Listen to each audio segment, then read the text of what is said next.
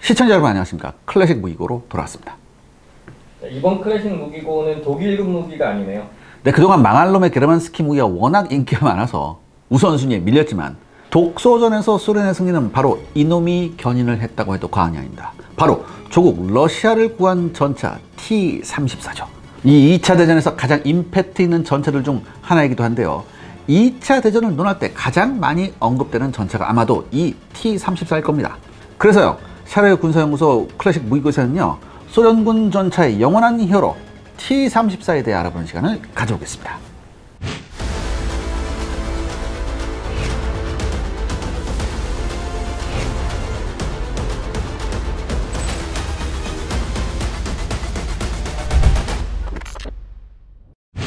자, 우선 개발 배경부터. 오늘은 특별하게 T-34의 최초 등장으로 시작을 해볼까 합니다.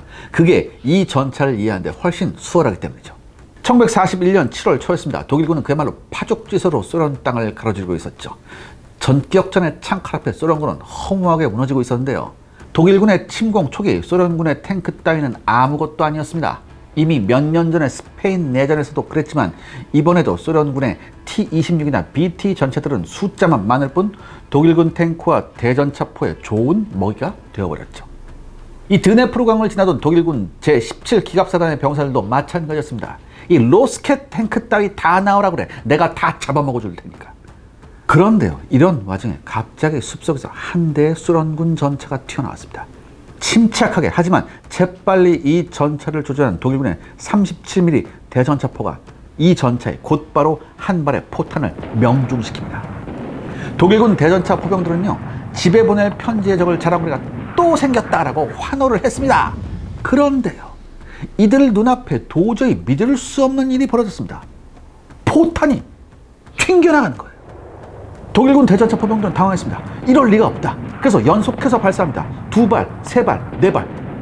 계속해서 포탄이 명중했지만 이 소련군 괴물 탱크는요, 독일군의 37mm 대전차 포탄을 모조리 튕겨내고 이쪽으로 달려오고 있었습니다. 공포에 질린 독일군 병사들이 버린 대전차포를 짓밟던 이 소련군 탱크를 이번에는 2대 독일군 전차가 가로막았습니다. 하지만 이건 역시 부질없는 짓이었죠. 이 소련군 괴물 전차에서 발사된 강력한 전차 포탄에 순식간에 2대의 독일 전차는 모두 고철이 됐습니다. 이 정체불명의 소련 전차는 앞길을 가로막는 그 어떤 곳도 다 짓밟거나 쏴 없애버리고 무려 15km나 유유히 전진을 계속했죠.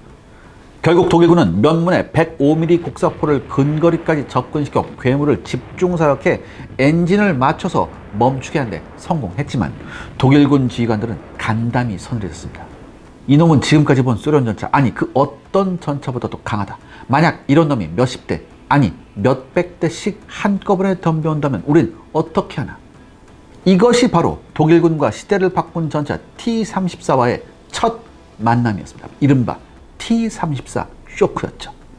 이제 진짜 개발 배경을 알아볼 차례인가요? 네, 1920년대 끝 무렵 미국의 발명가 존 월터 크리스티는요, 아주 재미있는 전차를 만들었는데요. 사람 걸어가는 속도로 기어가던 탱크밖에 없던 시대에 크리스티는 무려 40km가 넘는 빠른 속도로 당시로서는 날아다니는 탱크를 완성한 거였죠. 이 탱크는요, 그냥 빠를 뿐만 아니라 대형 바퀴와 고성능 서스펜션을 사용해 험한 지형에서도 거침없이 달릴 수 있었던 그런 전차였습니다. 전차는 사람 따라다닐 수 있는 정도 속도만 나면 충분하다고 믿는 당시 미군 장교들은요, 전쟁 무기가 아니라 스포츠카 같은 이 탱크를 단 몇 대 구입하고는 잊어버리고 맙니다. 특이한 것은요, 이 전차의 진가를 알아본 사람이 따로 있었습니다. 바로 패튼이었어요. 여러분 패튼 아시죠? 패튼. 말이 필요한 사람인데 이 사람이 뭐라고 얘기했냐? 꼭 이걸 써야 한다. 거의 울부짖었습니다. 하지만 소용이 없었죠. 그런데요, 여기에 눈독을 들인 나라가 있었습니다. 바로 소련이었습니다. 왜냐? 땅은 어마어마하게 넓지만 도로와 철도 모두 넉넉지 않던 소련으로서는요, 바로 빠른 속도로 먼 거리를 이동할 수 있는 전차가 필요했고요. 크리스티의 전차가 이런 소련군에는요, 딱 들어맞는 전차였던 겁니다. 마침 미군의 푸대접이 열을 받을 대로 받은 크리스티가 소련의 자기 탱크를 비싼 값에 팔지 않을 턱이 없었죠. 대포와 기관총을 떼어낸 크리스티 전차는요, 농업용 트랙터로 위장돼서 소련 땅에 도착합니다. 물론 이것이 세계 역사를 바꾼 대사건이 되리라고는 당시는 아무도 생각하지 못했었죠. 그래서 T-34가 나오나요? 당장은 아니었고요. 과도기가 필요했습니다. 소련에 도착한 크리스티 전차는요, 순식간에 소련군 장교들의 주목을 받았고요. 곧 이걸 카피한 전차 BT-2가 만들어지기 시작했죠. BT-2는 곧 화력이나 장갑 등 여러 부분이 개량된 BT-5나 BT-7으로 개량되면서 소련군의 주력 전차로 자리 잡게 됩니다. 이들 속칭 BT 전차는요, 기동력에서는 당시에 그 어떤 전차도 따라오지 못하는 빠른 속도를 자랑했고요.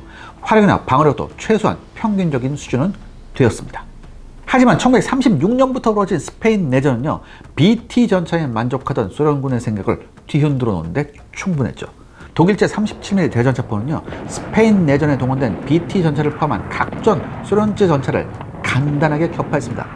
또한 BT 전차에 탑재되어 있던 45mm 포는요, 장내에 등장할 독일이나 다른 유럽 국가들의 전차를 상대하기에는 좀 약한 것이 사실이었습니다. 그리고 1939년 드디어 스페인 내전 등의 실전 경험을 살린 신형 전차 T-34가 모습을 드러냈습니다. 얼핏 봐서는요, 그동안 만들던 BT 전차를 모양만 보기 좋게 고친 것 같은 T-34였지만 그 내용은 크게 달랐습니다.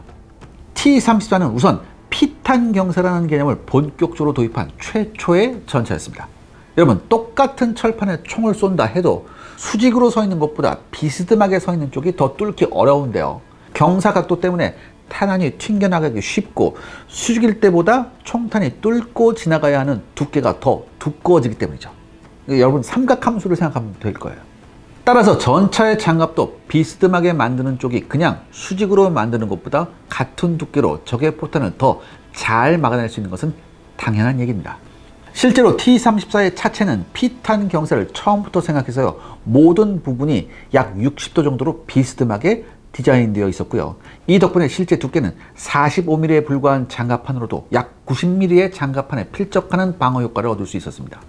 비스듬한 장갑만이 T-34의 특징은 아니었는데요. T-34에 장착된 주포는요, 구경 76.2mm, 1939년 당시에 그 어떤 전차도 생각하기 힘든 강력한 것이었습니다. 그리고 이걸 막을 수 있는 전차는 당시 세계 최강을 자랑하던 프랑스나 영국의 전차 중에도 없었죠. 하지만 이처럼 주포가 강력해도 많이 만들 수 없었고요. 조금 움직이다 망가져 퍼지면 아무 쓸모도 없는 노릇이죠. T-34는 절대로 이런 보기에만 멋진 장난감이 아니었습니다. 싸게 많이 만들 수 있어야 좋은 무기라는 소련군의 사상은요, T-34에 그대로 녹아들어 있었습니다. 차체에서 포탑까지 만들기 까다로운 복잡한 모양은 최대한 없도록 디자인되었고요.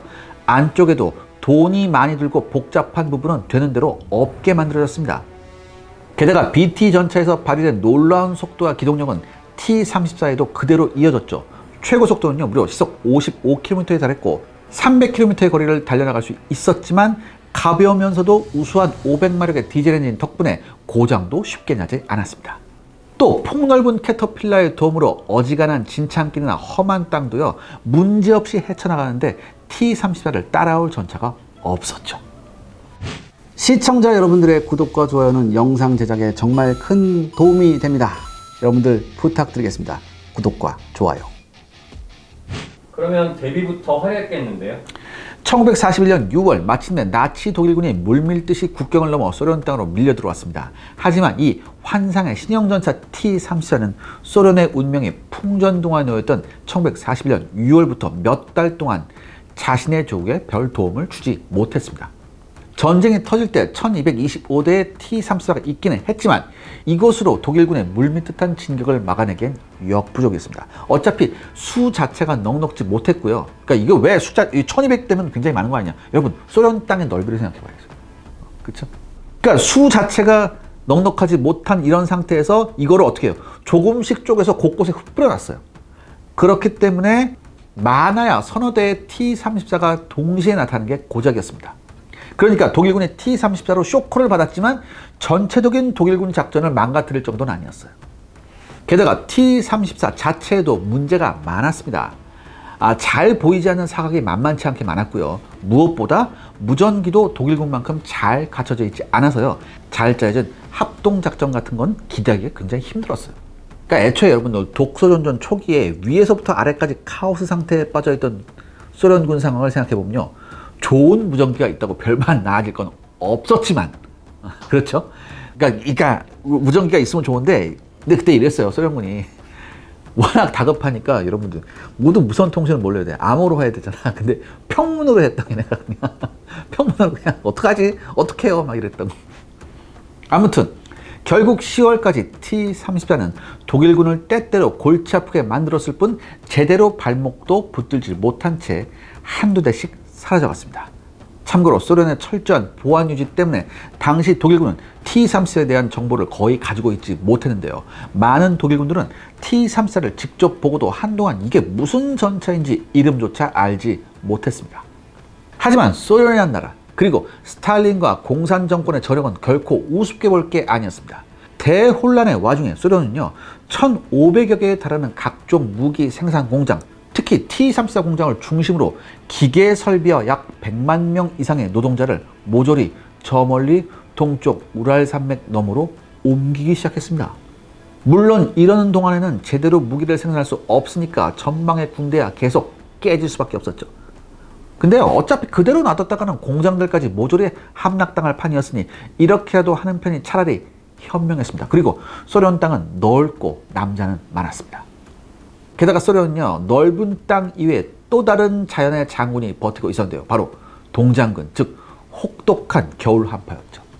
간단하게 매섭다는 말로는 표현할 수 없는 문자 그대로 모든 곳을 얼려버리고 마는 이 강추위는요, 이미 나폴레옹을 패퇴시킨 무시무시한 경력을 자랑했습니다.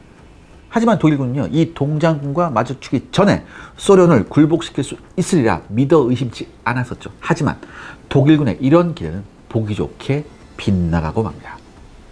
독일군에게 무슨 일이 일어났나요? 1941년 늦가을이었습니다. 소련의 수도 모스크바 코앞까지 도착한 독일군은요, 새로운 적 동장군의 기습을 받았습니다. 일단 갑자기 10월부터 장마가 시작돼서 모든 길이 진창이 됐고요. 장마가 끝나자 갑자기 눈이 몰아치며 강추위가 시작됐습니다. 휘발유조차 얼어버릴 것 같은 강추위로 겨울 준비를 전혀 갖추지 않고 있던 독일군은 차례차례 얼어 죽거나 동상으로 손발을 잘라내야 했죠. 이때를 틈타 밀려던 소련군의 위세에 독일군은 순식간에 밀려났고 다음에 봄이 들 때까지 힘겹게 소련군을 막아내는 것이 고작이었습니다.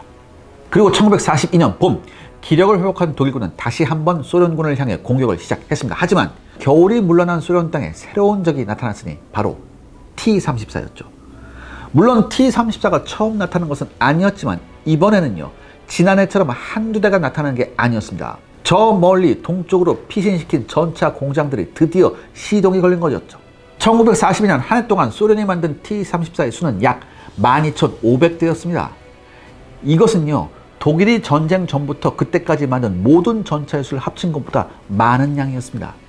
다급해진 독일군은 주력 전차이던 4호 전차의 주포를 강화하고 신형 75mm 대전차포를 배치하는 등 이제는 T-34를 격파할 수단을 갖추기는 했지만 소련군의 엄청난 물량 앞에 독일군은 고전을 면치 못했습니다. 아무리 4호 전차가 T-34를 격파할 주포를 갖추고 있다고 해도 종합적인 성능이 T-34를 앞선 것은 절대 아니었고, 이런 와중에 이처럼 엄청난 물량이 한꺼번에 쏟아져 나왔으니 어떻겠어요? 독일군이 밀릴 수밖에 없었죠. 이처럼 엄청난 양이 생산된 것은 물론 T-34가 처음부터 만들기 쉬운 전차인 덕분도 있었지만 이 소련인들의 피눈물 나는 노력이 없었으면 불가능했을 겁니다. 독일군에게 포위당한 스탈린그라드에서는 시외곽의 트랙터 공장이 함락되기 직전까지도 T-34를 만들어 도장도 하지 않은 채 시가전에 투입될 정도였고, 많은 공장들에서도 노동자들이 그야말로 식음을 전폐하다시피 하면서 T-34를 문자 그대로 마구 찍어냈습니다.